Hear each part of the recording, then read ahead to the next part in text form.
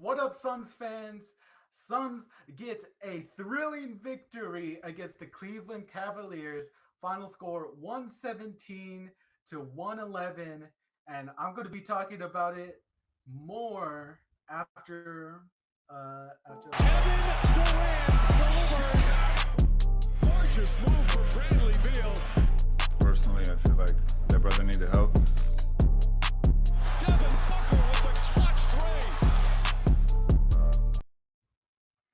So, Suns get a thrilling victory against the Cleveland Cavaliers, a much needed victory during this kind of shaky All Star kind of stretch, post All Star stretch.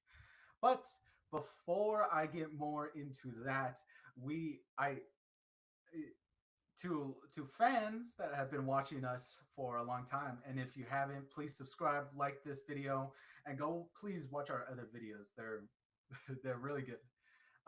But to many of those long watching fans of us may notice I'm the only one here. So unfortunately, I do have breaking news today to share, and once again, Kyle, oops, Kyle is out. We have a live health update, and Kyle is out. He is currently working for the Razorbacks. Now, interesting enough, I'm also on here. So I had a bit of body soreness, but I've been cleared. I have been made available. Here we are. Speaking of injuries, this is the first game that Devin Booker makes his return back to Phoenix. I believe he was gone for about a 4 game break, but man, after looking at this game, Booker was sorely needed. I could not explain to you how much we needed him during this victory. It's just like a spark. He ignited for this whole team.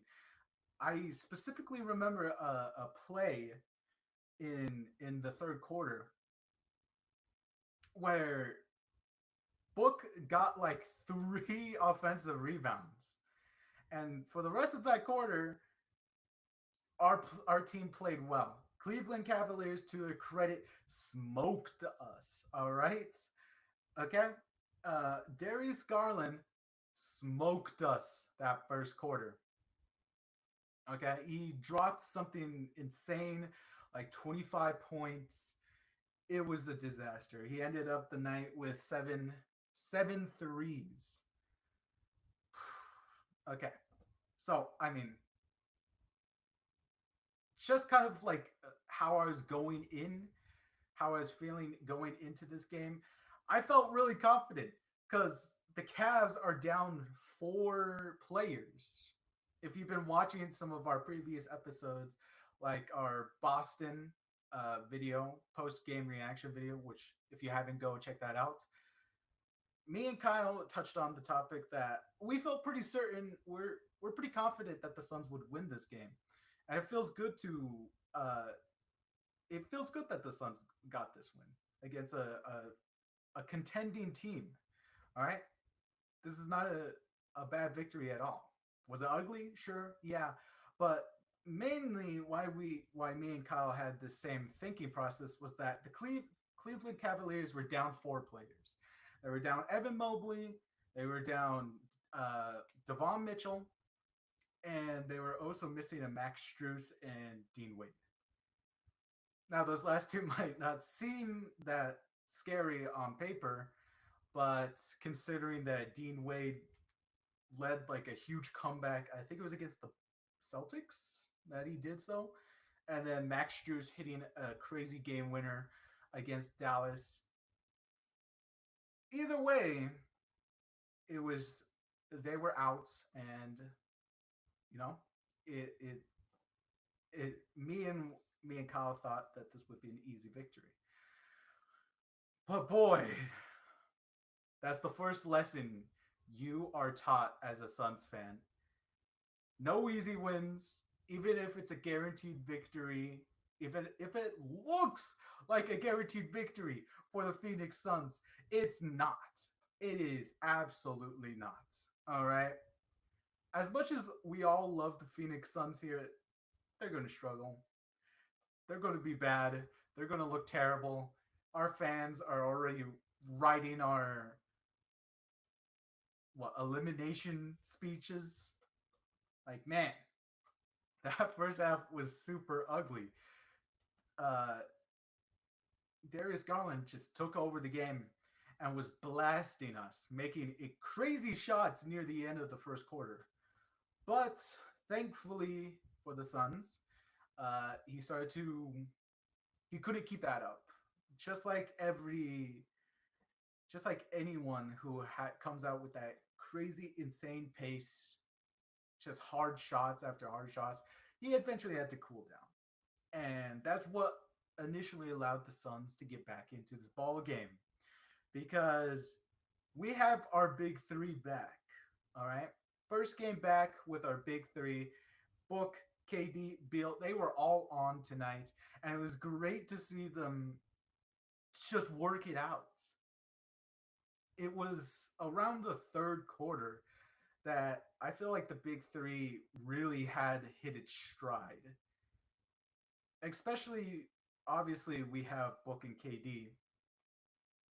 And there was just a stretch where Book was just using his gravity as a superstar, drags the double team into him, throws it to KD open, and he knocks down the three. Easy buckets. And he hit like three back to them. What I'm saying is that the big three were spectacular. Okay, KD led this game and is our highest scoring leader. He dropped 37 once again. Okay, and this is literally right after the Boston game where he dropped 45, and then the Toronto and Nuggets game they dropped 35. KD's back, and and then Beal also dropped 24. Booker 27. I doing the quick maths. The big three somewhere scored around like 90 points out of the 117, and those extra points came from Grayson Allen, who was really good tonight. Okay? This is basically what you expect from Allen, for him to find the occasional open shot and him to knock it down. But man, I feel like even if Book sat out another game or like Beal sat out, like even if we didn't have one of the big three, I feel like Grayson Allen, the way he played tonight, he would have carried it because he was hitting some tough threes, especially that three. I don't remember the quarter that he hit it from, but he launched it from way outside. Freaking Grayson Allen, man. Oh, man. And then especially Nurk. If you guys watched our previous episodes, you always know how me and Kyle love Nurk. Just great energy. He always brings the hustle, and he always fights for either his points, his rebounds, or just good defense. This is our starting five, people. Okay? What is starting five? Just wow. And then, of course, we had another night where our bench kind of sucked. I mean, our leading scorer from the bench was Drew Eubanks. Drew Eubanks, who, mind you, in that fourth quarter when Vogel kept him in, blew chunks. This guy sucked. I don't know why he can't learn to just grab the ball, get a rebound, man. He always switches to a volleyball tactic and just swats it, and it's usually to the other team. It's worked sometimes. I'll give him credit for that. But other than that, it's just man, Drew Eubanks was getting outdone in the fourth quarter, and that ultimately led to a close fourth, and where it was a constant like 2 3 to 2 point game, but finally enough isolations and Booker being the man finally dragged it away. But great defense during that second half. I mean, an explosive third. So I keep talking about this, how bad the first half. Like we got outscored 41. Cavs scored 41. Phoenix scored 32. It was bad.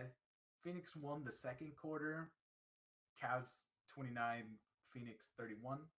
But that's only by a small margin, and we're still losing at halftime by 7.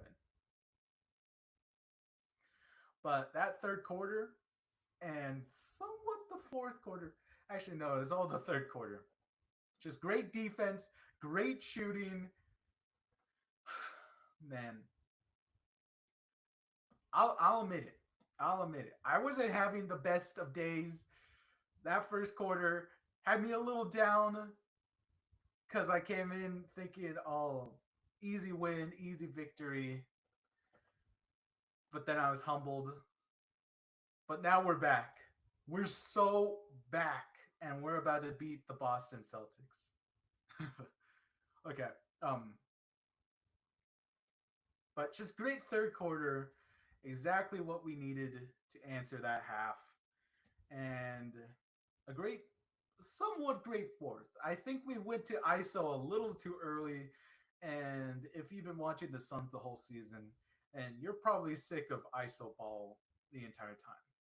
And that's ultimately what slowed the game down, led to a couple bad turnovers from Royce O'Neal, who had like 2, passing it back to Book. It was a turnover because someone stole it.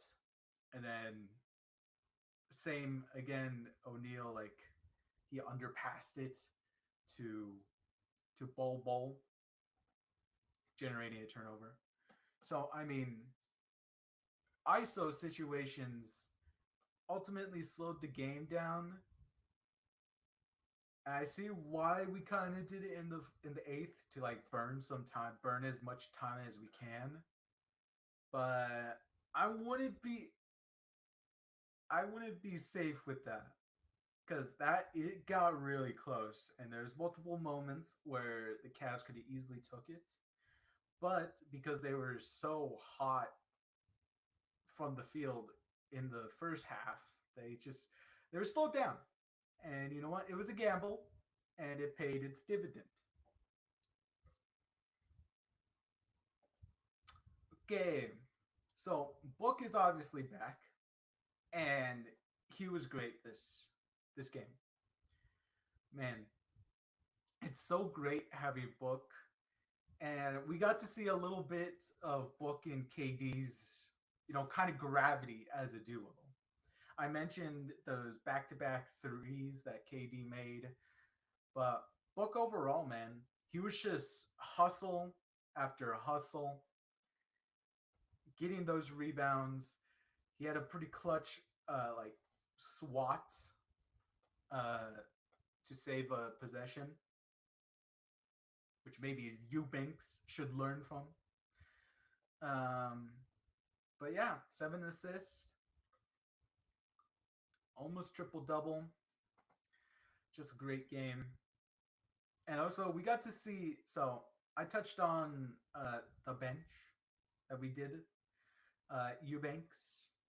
We all know how Eubanks. He ended with a +5.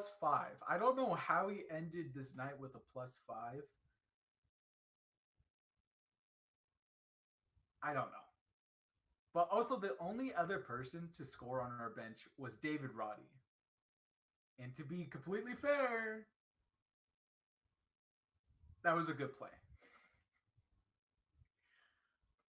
I think Roddy has only scored 4 points, maybe 6 for the Suns so far since he's got traded. And I swear 4 of those points have been him taking the ball because David Roddy used to play football.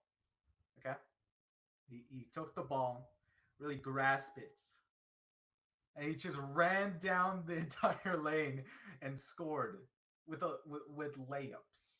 Okay, I don't know what Frank is seeing in Roddy, but boy, is it fun cheering for him. I don't know why, but I just root for him. I know I shouldn't, but I do. Because Roddy's a really funny name, and it's really fun to chant. And the only highlight I've seen of him is from when his career game on when he was on the Memphis Grizzlies, and he blasted Luka and the Mavs with like 21 points, and the whole arena was chanting Roddy. That sticks with me, and I pray for the one day that I see Roddy doing that. Okay, so pretty good game from the Suns. All right, that first half had us. I'm not gonna lie. Okay. So with the win here, Suns stay at the 6th seed with a straight, I believe, 38. It hasn't updated here. Yeah, but 38-27 wins. Still 6th seed. I did see that if we possibly lost this, we could have ended up tying the Mavs and dropping into the play-in again, which is the last thing I want. Is to face Luka and the Mavs in the play-in. And I think that goes for most other Suns. But quick shout out here while we're talking about the standings. Quick shout out to the Chokers over in Sacramento. So last time we talked and me and Kyle covered the Boston game. Suns lost and we dropped to the 7th seed. But since then, the Kings choked against the Rockets at home in Sacramento. And because they lost to the Rockets, Kings, we overtook them. Kings were in 6th at the time, but then after the loss, they gave the 6th seed back to the Suns. So, I mean, shout out. Also, not shout out Şengün. Okay, that's a tough way to go out. But also shout out for beating Sabonis. So that's really great. And if we're talking about injuries here, I guess you could also say that this game would have been a little bit toast if Darius Garland, who had what looked like an ankle sprain, right? Going into this game, I was looking at injury reports before this game to see if anything would change. And I saw Darius Garland on there before today's game. And, he was looking a little questionable because he was icing his knee, I think it was. Oh, no, he was icing something. So he's a little bit questionable. He ended up playing. He ended up dropping 30 on us. But once again, during the third quarter, late third quarter, Book was guarding him. Darius Garland got a little too reckless. Maybe stepped out a little more than he should have and stepped on Booker's leg, his foot. And it looked like a pretty bad ankle sprain. So he sat out for a while. I thought that was going to be it until he came back in the 4th. He didn't end up contributing that much in the 4th. But still, I mean, that's just a tough loss. And especially coming from Suns fans, we know the feeling of ankle sprains. We know how bad that could be. So, our next game is in 2 days, and it's going to be on Thursday with Boston at home, at their home in Boston. Now, me and Kyle have made our predictions on the next 5 games 4 games ago, and I was pretty modest. I would say I said at the time we would have gone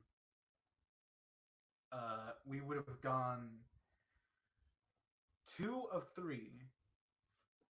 I believe Kyle was a little more worse with it, and he went 1 of 4. But at the time, we were facing the Thunder, Nugs, Toronto, Celtics, or actually maybe it was the Nuggets game. I might get this wrong, but then Cavs and Celtics. So yeah, Nuggets, Celtics, Nuggets, Raptors, Celtics, Cavs, and the Celtics again. So we've won 3 of these. We've won 3, surpassing mine and Kyle's expectations. This is great. So, me and Kyle kind of agree that the Suns have the toughest remaining schedule, and when you really look at it, one could say it looks like a valley because you have your toughest schedule of opponents, which was like the last 5 games we just went through. We faced Thunder, Nugs, Celtics, and now Cavs, and we're about to face the Celtics again. So you have your peak right there, and then we have a little bit of a lull because we face the Embiid-less 76ers. We face the Hawks. Well, I don't think I have Trae Young. I don't know. And then we also face the Spurs twice, get some revenge. And then it kind of starts picking up again near the end of the season because we face more contender teams like the Pelicans. We face the Cavs again. Face the Kings, Timberwolves, Clippers, all that good stuff. So, I mean, right now we're kind of reaching the end of that first peak because after this, the Suns' schedule really only is like Celtics, Milwaukee, and 76ers. I feel pretty optimistic about those games. I think Milwaukee has Dame back.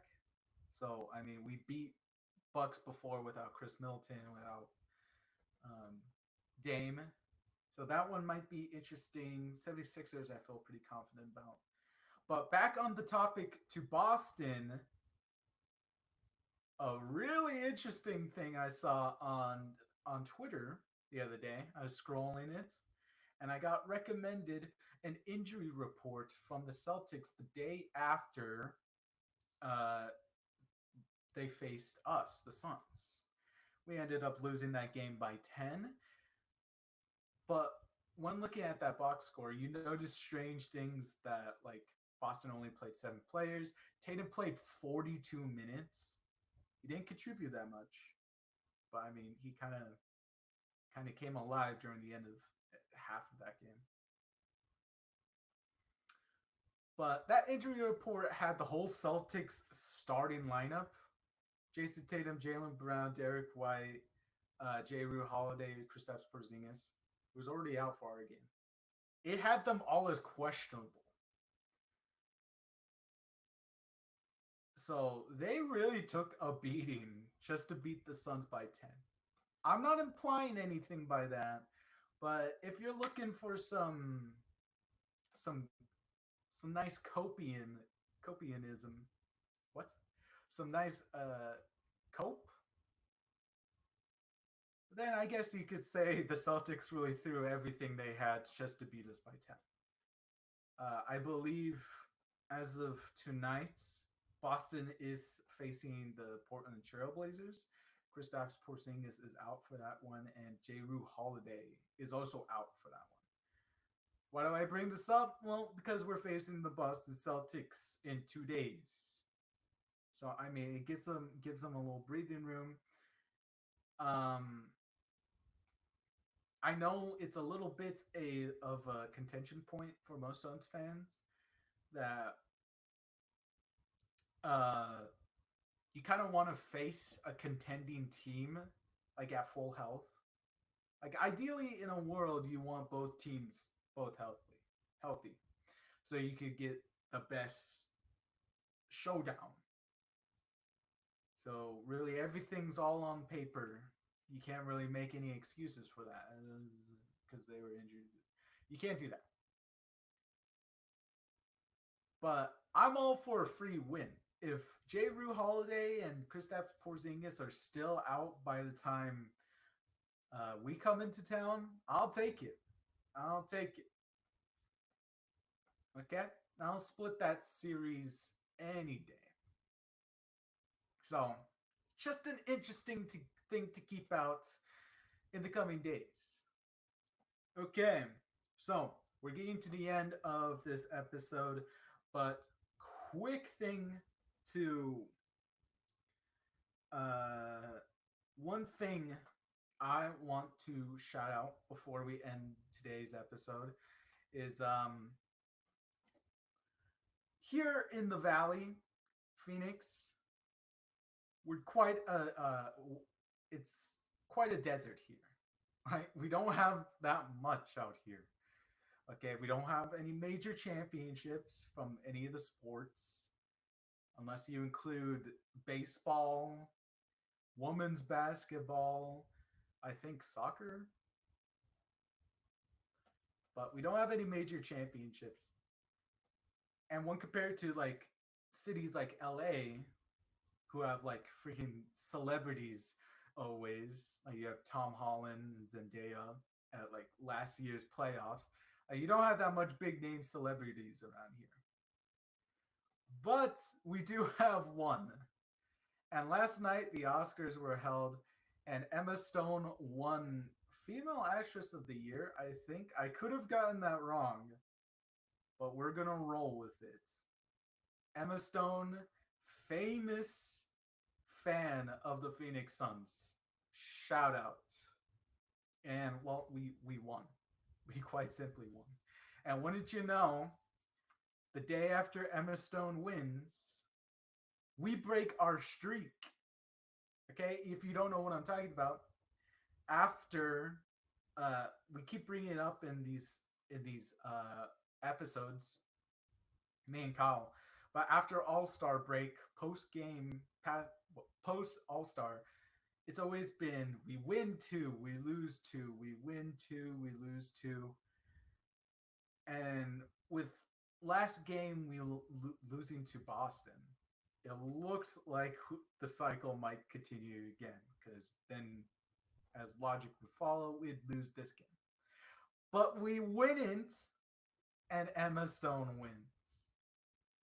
Now, if you've been a fan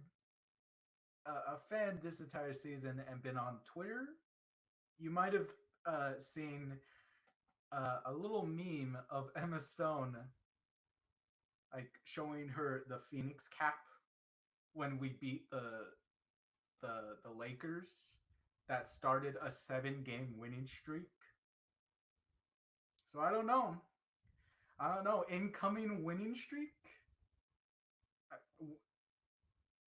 I mean, if Boston is still injured, Charlotte, I mean, we're going to win Charlotte. Milwaukee's going to be a good one. Atlanta, Philadelphia is also in there.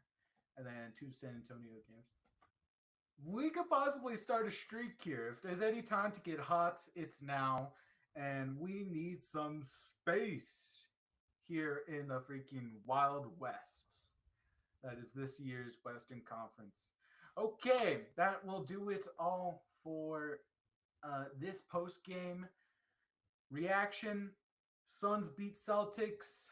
We stay in the 6th seed.